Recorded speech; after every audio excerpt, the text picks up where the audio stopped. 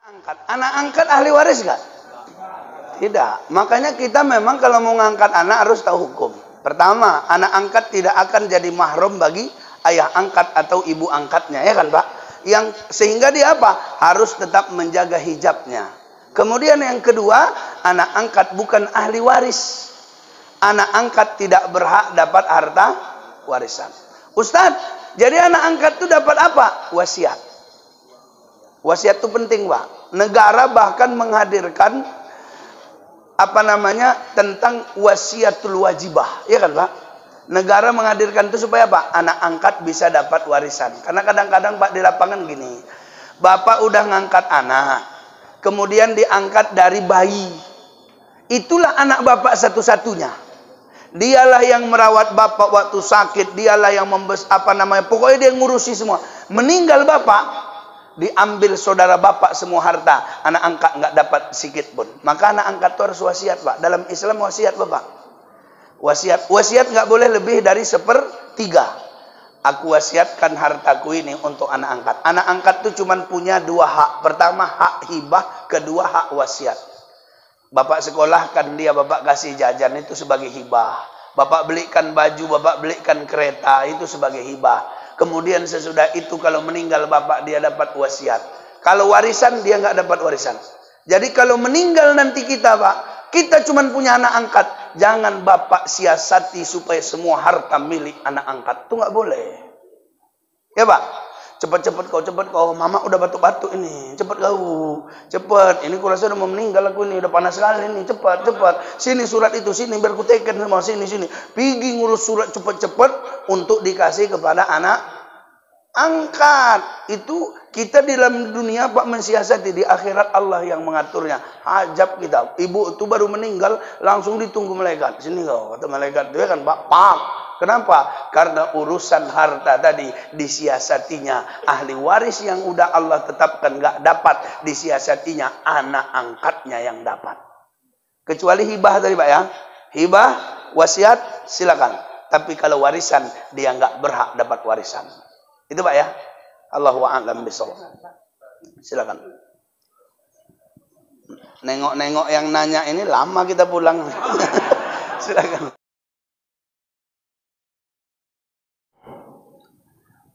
Saya jawab dulu Pak ya. Jadi kalau sekiranya yang bukan ahli waris ngambil harta warisan yang semestinya jadi haknya, berarti saya tanya di situ Pak, ada orang lain kan? Berarti haram atau halal yang dimakan?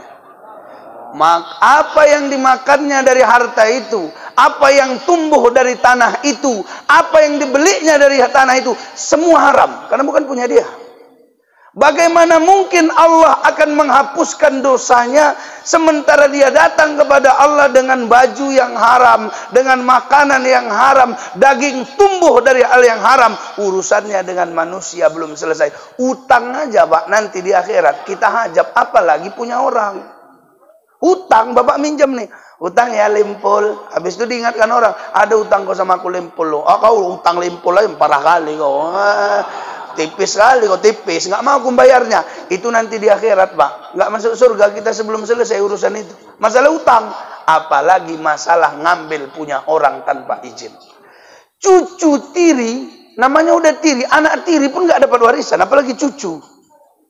Anak tiri nggak dapat warisan. Saya punya anak misalnya Pak, atau misalnya nggak usah sama saya lah, nanti marah pula istriku. Ini misalnya, ada seorang duda nikah sama janda, ya Pak.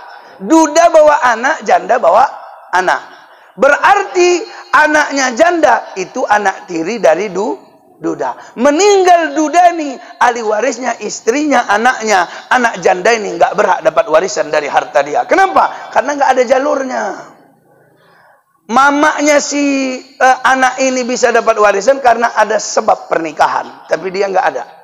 Jadi gimana? Dia nggak berhak dapat warisan. Apalagi cucu ke bawah diambilnya. berarti dia mengambil hak orang lain. Kalau ada hak anak yatim yang diambilnya di situ, kata Nabi sallallahu alaihi wasallam, arba'u haqqun 'alallahi alla yudkhilahumul jannah. Ada 4 manusia tidak punya tempat di surga, salah satunya adalah wa aqilu malul yatim, orang-orang yang suka memakan harta anak yatim. Jadi hati-hati dengan harta warisan, Pak, karena akibatnya dunia dan akhirat. Itu, Pak, ya. Allahu a'lam bishawab. Silakan, Pak. Assalamualaikum. Jadi sebenarnya pertanyaan pertama dengan yang kedua ada hubungan lah, ya. Pakai itu aja, Pak. Ustaz, pakai itu aja. Maaf. Jadi pertanyaan yang pertama dan kedua ada hubungannya. Masalah harta warisan. Apabila seorang ayah meninggal, ya Pak ya, hartanya dijadikan sebagai harta warisan. Ahli warisnya istrinya dan anak-anaknya misalnya. Maka dalam hal ini anaknya masih kecil, nggak mungkin dikasih warisan. Betul kan, Pak? Jadi dipeganglah sama mamanya. Tapi gitu anaknya besar, habis harta warisan. Tanda tanya, hartanya untuk apa? Kalau hartanya itu habis untuk kebutuhan anaknya, nggak ada masalah. Sebenarnya kalau anak kecil itu gitu meninggal bapaknya, yang memberi nafkahnya adik bapaknya, abang bapaknya, itu punya tanggung jawab itu. Ya Pak ya. Tapi pada saat ini kan kadang adiknya cuek, adik bapaknya, abang bapaknya pun bilang, anak gua aja nggak dikasih aku, apalagi anak dia. Ya kan Pak? Maka terakhir mamanya lah. Mamanya nggak punya uang, nggak kerja. Dari warisan itulah sikit-sikit dikasihnya. Dan dia pun makan dari situ sikit-sikit.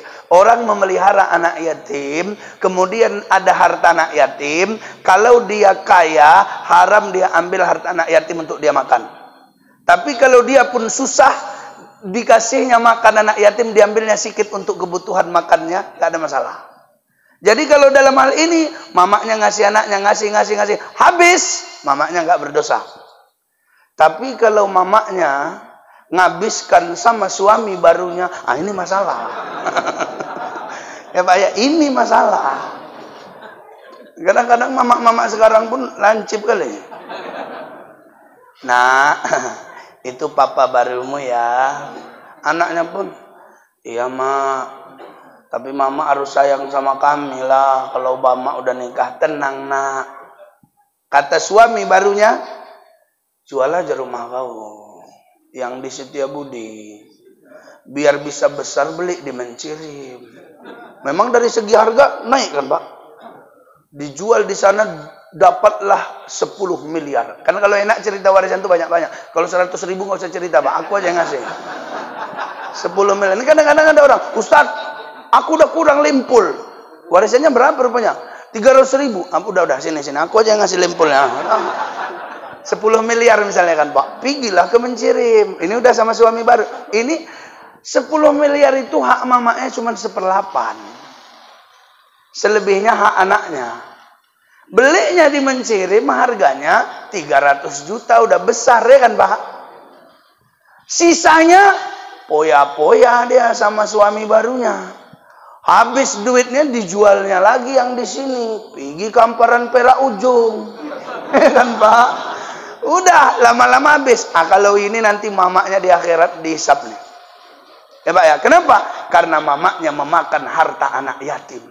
Itu anak yatim. Walaupun anak kandungnya, tetap itu harta anak yatim. Kecuali mamanya bilang, ini kami udah sepakat sama ayahmu. Kongsi kami ini. Rumah ini pun kami kongsi. Jadi dibuat dia menjadi harta bersama orang itu. Jadi gitu meninggal bapak itu, ya udah. Ini bang kita bangun sama-sama, ini kita simpan sama-sama. Pokoknya kita belah dua lah nanti, sepakat lah orangnya kan. Kalau di negara nggak pun kayak gitu disebut harta bersama. Harta sesudah pernikahan kalau nggak ada perjanjian pranikah jadi harta bersama. Itu menurut negara. Maka kalau gitu diambil mamanya bagian dia, yang memang dia yang beli, dia yang nyimpan, nggak ada masalah. Tapi kalau kasus tadi habis Pak, mamanya masalah di akhirat. Kalau habisnya bukan untuk memberi nafkah pada anaknya, itu Pak ya. Kemudian yang kedua, kalau di kampung tuh ada anak kecil, anak yatim, bapak mamanya udah meninggal. Menjadi pertanyaan, dia punya paman nggak dari pihak ayah? Punya. Abang ayahnya punya. Maka abang ayahnya ini punya kewajiban untuk nyampaikan. Ini harta warisan Glenn. Bagilah. Dia sebagai wali, ya kan Pak? Bagi. Abang ayahnya pun nggak ngerti Ustaz. Di kampung itu ada yang tahu satu orang ahli waris. Dia wajib menyampaikan. Kalau nggak dia pun nanti di akhirat dihisab. Jadi orang yang paham dia sampaikan. Kalau kita yang nggak paham nanya. Kadang-kadang yang paham ini pun nggak tahu apa masalah kita, ya kan Pak? Jadi sekampung itu berdosa Ustaz. Tidak berdosa. Kenapa? Karena sekampung nggak tahu. Tapi kalau sekampung tahu, dia nggak mau menyampaikan, sekampung bisa ditanya nanti di akhirat. Orang kita ada maksiat sebelah rumah aja nanti ditanya, ya kan Pak? Kau waktu dia disko sambil ngelem, sambil maksiat berzina, kau ngapain? Joget aku sebelah rumah, wah. Ya udah dapat juga dosanya. Nah gitu. Jadi itu Pak ya. Jadi sekampung tadi bisa dapat dosa juga kalau sekampung tuh tahu hukum dan dia tidak menyampaikan hukum aslinya. Nah itu, Allahu a'lam bishawab. Sikit lagi. Silakan. Paknya udah pasti punya anaknya, walaupun anaknya masih bayi. Anaknya masih bayi atau masih dalam kandungan, tapi kata dokter ini hidup nih. Rupanya lahir hidup. Lahir anaknya, meninggal mamanya. Ada gitu kan Pak? Rumah sakit ada. Meninggal mamanya. Anaknya cuma satu ini. Suaminya udah duluan meninggal. Bapak mamanya udah nggak ada lagi. Jadi gimana? Anak yang baru oa-oa inilah jadi ahli waris. Siapa yang megang hartanya karena dia masih bayi? Wali dia. Siapa? Abang ayah dia. Adik ayah dia. Tapi kalau abang ayah dia menghabiskan harta anak nih tadi karena dia pegang, berarti dia enggak amanah. Wa aqilu malul yatim, enggak ajab dia nanti sulit masuk surga karena makan harta anak yatim. Itu Pak ya. Udah 3, ada lagi. Pertanyaan terakhir Pak ya. Kita sepakat sudah terang kali nih. Mau olahraga lagi ya kan Pak? Baik. Gara-gara kayak gini lupa aku pertanyaan Bapak nih. Baik ya. Jadi seorang ahli waris. Saya jawab dulu yang kedua Pak ya. Karena yang kedua tadi masalah cucu. Apakah cucu dapat warisan karena ayah dia udah meninggal terlebih dahulu ya. Baik. Ayah yang meninggal terlebih dahulu daripada anaknya, berarti dia dapat warisan dari kakeknya lah nih. Ya kan Pak? Jadi kalau misalnya ayah saya belum meninggal, saya udah meninggal. Tiba-tiba pas ayah saya meninggal, anak saya minta bagian. Dari segi fikih, lihat dulu, ada nggak di situ hidup anak laki-laki lain? Ada Pak? Ada.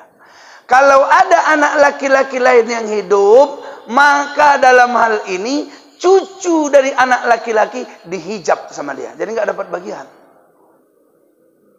Itulah yang kita pelajari tadi, mahjub dia. Jadi anak laki-laki saya dihijab oleh abang saya, warisan dari bapak saya. Kenapa terhijab anak laki-laki saya? Karena anak dia masih hidup. Masa cucu dia dapat, anak dia punya posisi kuat laki-laki. Jadi dia nggak dapat warisan. Cucunya mintalah bagian aku kek. Nggak ada bagian kau. Walah kek parah kali kakek. Jadi dalam hal ini apa yang harus dilakukan? Wasiat. Udah tahu anak awak berkurang satu, cucu ada, wasiatlah kakeknya pun. Nanti kalau aku mati kasih ya mobil Innova ini untuk cucuku. Yang lain bilang mobil bapak pun cuma satu. Ya kalau gitu ganti sepeda ini aja, ya kan Pak? Pokoknya gitu. Jadi itu Pak ya. Tapi dalam pengadilan agama ada yang dikenal dengan ahli waris pengganti. Ini pasal 185 kompilasi hukum Islam. Apabila ahli waris lebih dulu meninggal daripada pewaris, maka pada saat itu anaknya dapat menggantikannya sebagai ahli waris pengganti. Dia menggantikan posisi ayahnya, ngambil bagian dan dibaginya kepada ahli waris yang lain. Ini di pengadilan Pak ya. Tapi kalau dari segi fikihnya tidak ditemukan ahli waris pengganti. Anak dari anak akan terhijab oleh anak laki-laki yang lain. Jadi nggak dapat. Ya Pak ya. Itu pertanyaan kedua. Yang pertama tadi Pak? Merata. Apakah boleh harta warisan dibagi secara merata? Secara hukum nggak boleh. Nggak ada bagi rata dalam hukum Islam. Nggak ada.